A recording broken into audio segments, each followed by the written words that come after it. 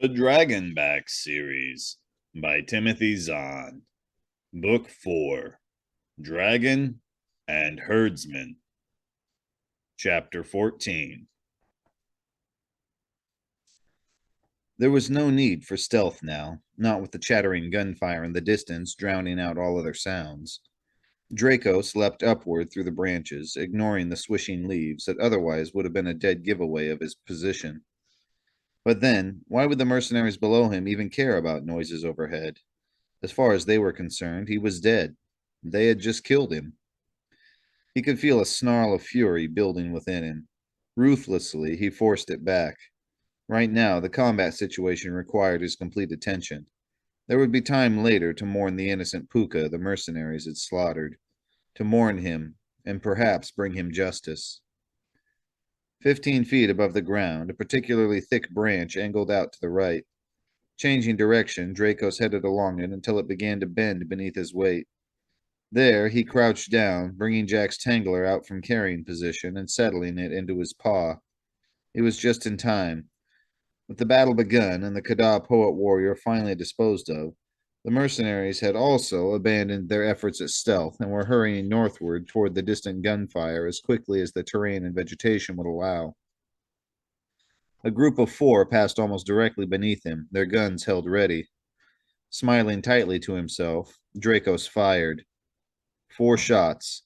4 invisible bursts of thread instantly entangled their victims. 4 nearly invisible flickers of light as the capacitors delivered a powerful electric jolt through the threads. 4 muffled thuds as unconscious soldiers hit the ground. The next foursome were moving through the woods 20 feet farther along the right flank. Tucking the tangler back under his foreleg, Dracos dug his claws into the branch for traction and threw himself toward them. There was no convenient branch or tree trunk waiting at the far end of his leap, but again, subtlety was no longer required.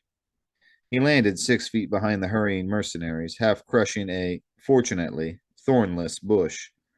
4 more shots and 4 more of the enemy were out of action. The tangler still had 3 shots left. With a little luck on his part and a little carelessness on his enemies, Dracos knew he could probably take out another foursome before the weapon ran dry. But he didn't dare take the time. The gunfire ahead was growing more intense by the minute, and if Allison wasn't already in serious trouble, she soon would be. Meanwhile, Jack should be all right, provided he stayed put as he'd been told. Tucking the tangler back under his foreleg, Dracos leaped into the trees and headed north. He'd covered roughly half the distance when he spotted the flickering light of the gunshots. He'd covered nearly half of what was left before the sound separated itself enough for him to realize that there were, in fact, 3 distinct types of weapons involved. 2 were standard projectile weapons, the mercenaries' rapid-fire machine guns and Allison's Corvine pistol. The third, from the soft chuffing noise it made, seemed to be a higher-powered version of Jack's own tangler. Apparently, Colonel Frost really was serious about taking Jack alive. The light flashes were becoming more distinct, and Dracos could now see where each group was coming from.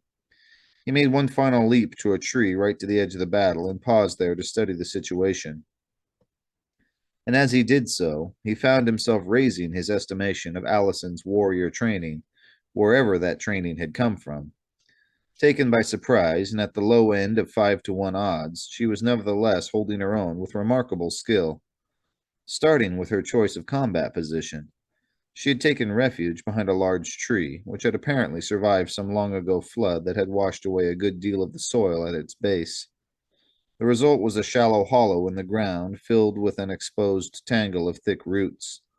Lurking within the resulting cage, Allison could shoot at her attackers all she wanted, while they in turn had little chance of getting through with a tangler cartridge. Even as Dracos watched, yet another spattering of white threads burst harmlessly against the roots. But that didn't mean she was safe. From the pattern of fire, it was clear the mercenaries were using their machine guns to pin her in place while they waited for the main force to sweep in on both sides and surround her. Once that happened, all they had to do was work someone in close enough to get a clear shot, and the battle would be over. Or worse, they might realize it wasn't Jack in there and decide they didn't need her alive. The tree roots might block tangler cartridges, but they wouldn't protect her from the mercenaries' machine guns. Dracos had to take them out before what was left of the main force arrived. Problem was, there were 5 soldiers pinning Allison down, and he had only 3 shots left in his tangler, which meant he would have to do this the hard way. Maneuvering around the side of the tree, he picked out the soldier farthest back from the others. If he took out that one first, then did the same to the next in line, he could use his remaining tangler cartridges on the other 3. He was bracing himself to leap when, without warning, a line of shots tore into the tree just below him.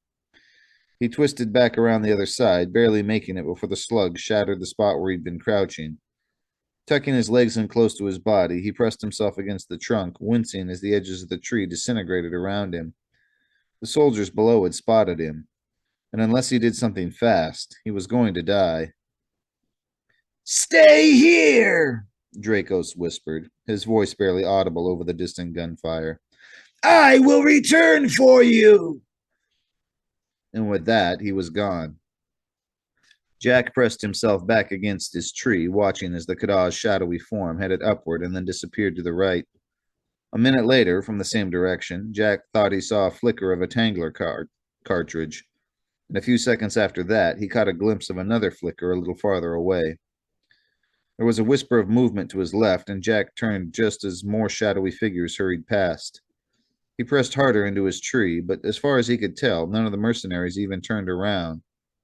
And then they were gone. Jack took a deep breath, feeling his heart pounding in his ears. "Stay here!" the dragon had said. Stay here where it was safe, while he and Allison dealt with the attack. Like heck he would. He found the first group of 4 soldiers barely 10 feet away, sprawled unconscious on the ground. Dracos had nearly missed one of them, he noted. The tangler weapon only covered him from shoulders to hips. That could prove useful. Unstrapping the soldier's helmet, Jack lifted it off and put it on. "Not moving, and there's no response from any of them."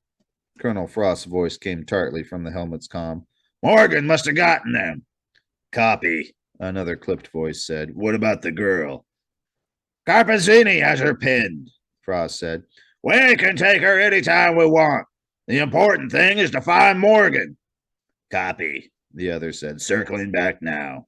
"Make sure he's in the bag before you move," Frost warned. "And remember, tanglers only. I want him alive and unharmed." "Copy," Jack grimaced. So they knew he was back here, and they were on their way to get him. Meanwhile, Dracos had scrambled off with his only weapon. But that was okay. It was time to trade up anyway. The soldier had a small pistol belted at his right and a pair of concussion grenades ready at his left. His main weapon, still cradled in his slack grip, was a compact over-under weapon with a machine gun on top and the long-barreled tangler underneath. It took Jack a few seconds to dig the gun out from under the tangler mesh. Folding its collapsible metal shoulder stock out of his way, he headed toward the tree where Dracos had left him. He was halfway there when the background chatter on his helmet comm abruptly changed tone. "Dumbarton, looks like Morgan's got Hammerstein's gun," Frost said sharply. "We've got movement on it, heading west." Jack looked down at the weapon in his hands, his stomach suddenly knotting. So there were trackers in the guns. Frost had been trickier than he'd expected. But if Frost had been clever enough to put in trackers, maybe he'd been clever enough for something else, too. Experimentally, Jack swung the weapon in a horizontal arc. As he did so, a small red light just below the sight winked on and then off. He'd guessed right. Along with the trackers, Frost had also included a friend-foe system to warn his soldiers if they were pointing their weapons at one another. On the surface, the arrangement made a lot of sense. Even with night sight goggles, vision in the middle of a forest was pretty limited.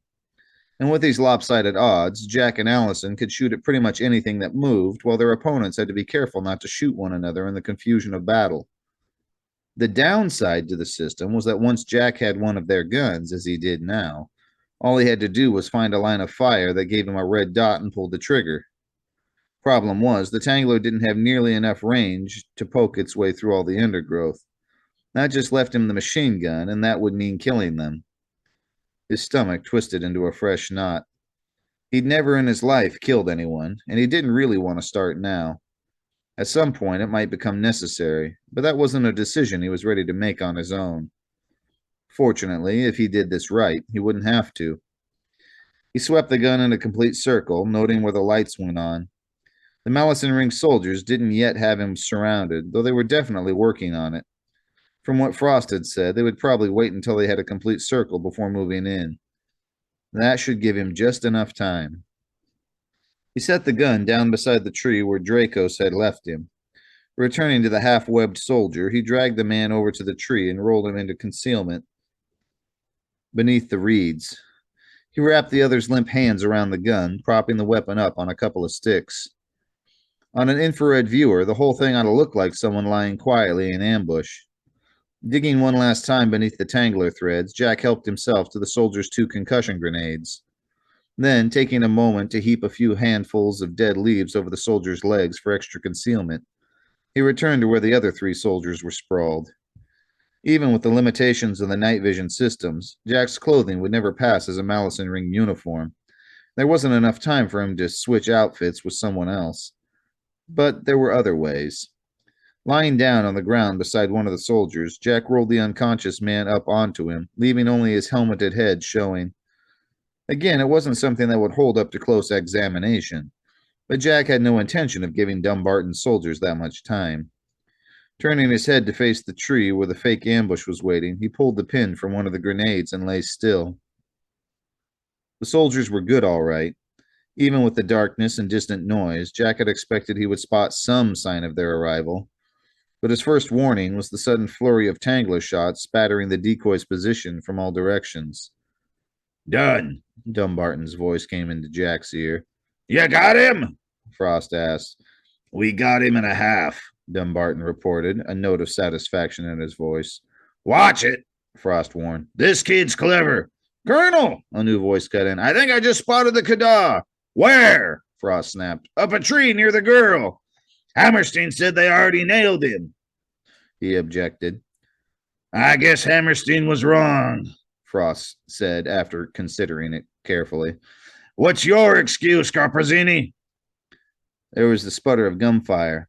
"Can't get him from here," Carpezzini said. "The trunk's too thick."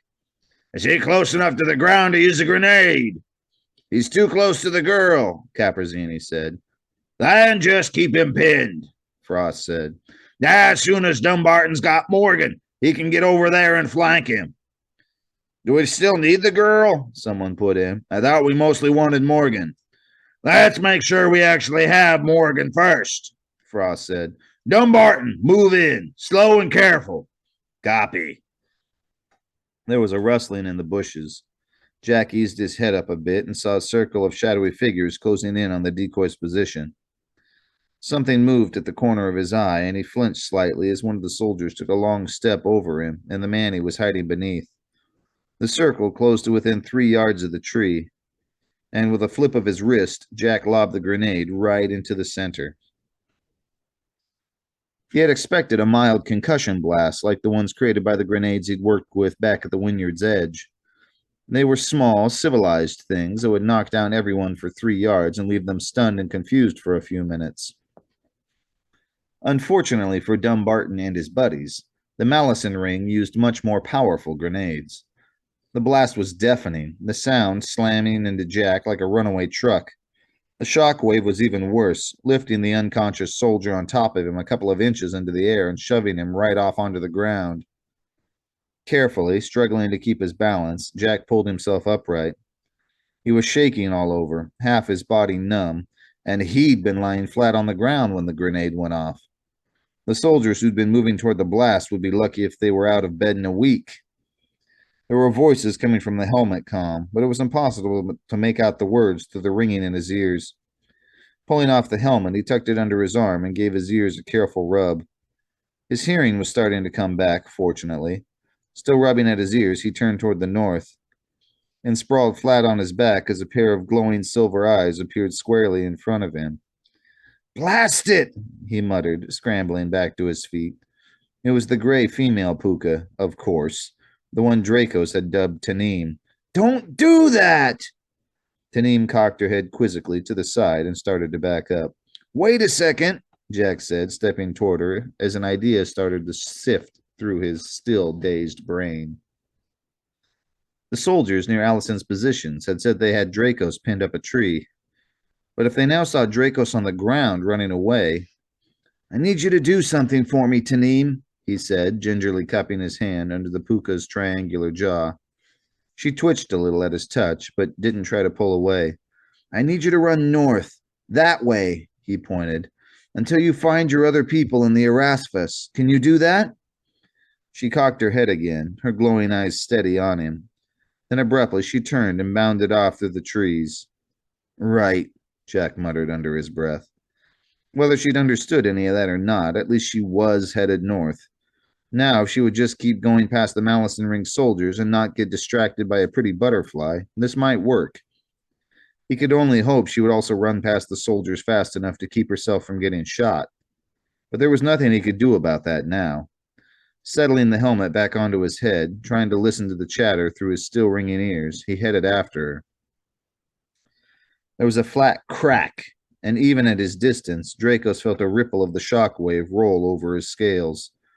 From the sound and the lack of flame, he guessed it had come from a concussion-type grenade. And it seemed to have come from near the spot where he'd left Jack. Had the boy been captured? He hissed in frustration. But whatever had happened to Jack, there wasn't anything Dracos could do about it right now. The soldiers below continued to plaster his tree with gunfire, the machine gun rounds slowly but steadily chipping away at the edges of the trunk. So far, Allison's own gunfire was keeping them from leaving their positions and coming around to where they could get a better shot. But sooner or later, her weapon would run dry, or reinforcements would arrive, or the hail of metal would simply chew away enough of the tree for them to get him. They were making considerable progress toward that last goal, in fact. Already a couple of inches of each side of the trunk had been splintered away, forcing him to tuck his legs more tightly against his body to stay clear. Other rounds were hammering against the back of the tree, and he could only imagine how much more damage was being done back there. 2 or 3 more minutes if they didn't run out of ammunition, and they would start hitting him. Unless... He twisted his head around to look upward along the trunk. It was tall enough, he decided, and in the faint and sputtering light of the gunfire, it looked like the top section was leaning the right way. There was one way to find out for sure. Turning to face downward again, he made sure he had a solid grip on the trunk with his hind paws. Then, extending his forepaw claws, he began digging into the trunk in front of him. By the time the flying splinters began jabbing against his scales, he'd carved a groove perhaps 2 inches deep into the wood. That might not be deep enough, but whether it was or not, he'd run out of time. Digging his four-legged claws into the tree beneath the groove, he leaned forward, pushing as hard as he could against the upper part of the tree with his hind legs. Nothing happened. Setting his jaw, he pushed again. Still nothing. Even with the tree as badly damaged as it was, he simply didn't have the leverage to break the top section free. And then, as he tried to think of something else to try, there was a startling shout from below him. The gunfire faltered, and then, to his surprise, it started up again in full force. But this volley wasn't directed at him and his tree. Instead, it seemed to be concentrated on something at ground level. Jack! Hissing helplessly between his teeth, Dracos forced himself to look. But it wasn't the boy he spotted running at full speed through the trees. It was, instead, one of the pukas. How the creature had ended up here in the middle of the battle, he couldn't guess. But for the moment, that didn't matter. What mattered was that the mercenary's attention was distracted, and he finally had a chance to move. He twisted around on the tree, half expecting to get shot in the process. But the soldier's full attention was apparently on the sprinting puka below. Digging his claws into the wood, he headed up, climbing into the thinner section of trunk where there was little protection from gunfire from below. But again, the mercenaries were apparently not watching. He reached a main branch extending outward in the direction of the soldiers and leaped onto it, running as far along it as he could. The branch seemed to dip beneath his weight. Then, from below and behind him, he heard the sharp crack of fracturing wood. He stopped and turned back around. And as he did so, the tree finally broke. Slowly, almost majestically, the top bowed over and began to topple toward the soldiers below.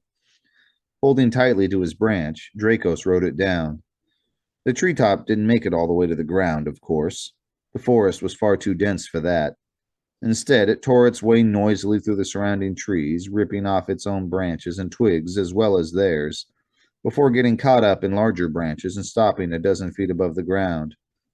But that was all Dracos needed. Caught in the rain of debris, with the spectacle of a tree falling toward them, the mercenaries had reacted exactly as he had expected. Abandoning their positions, they were scrambling madly to get out of the way.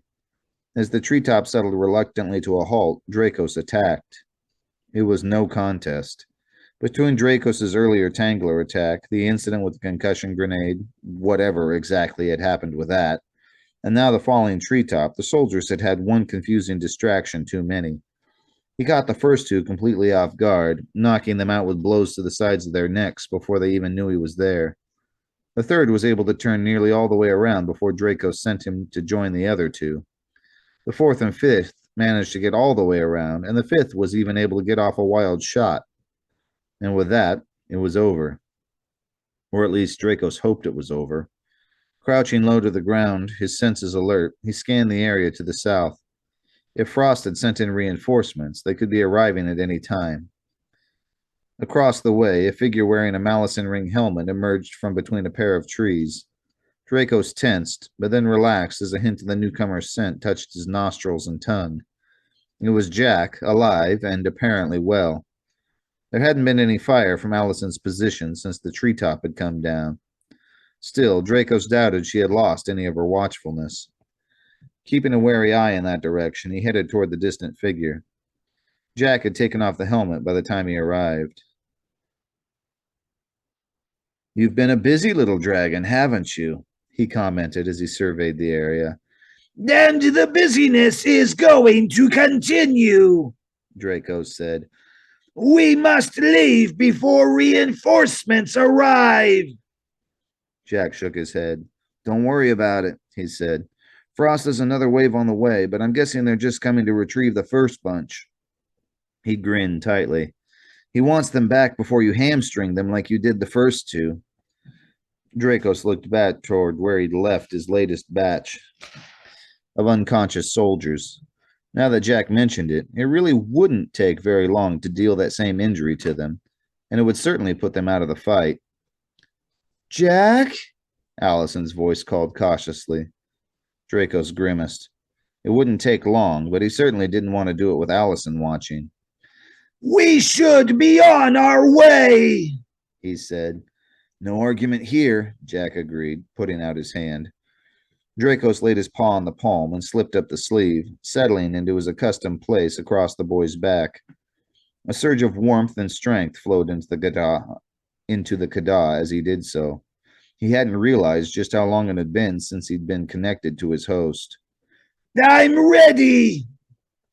He sensed Jack taking a deep breath. "It's me, Allison," the boy called, starting forward. "Don't shoot."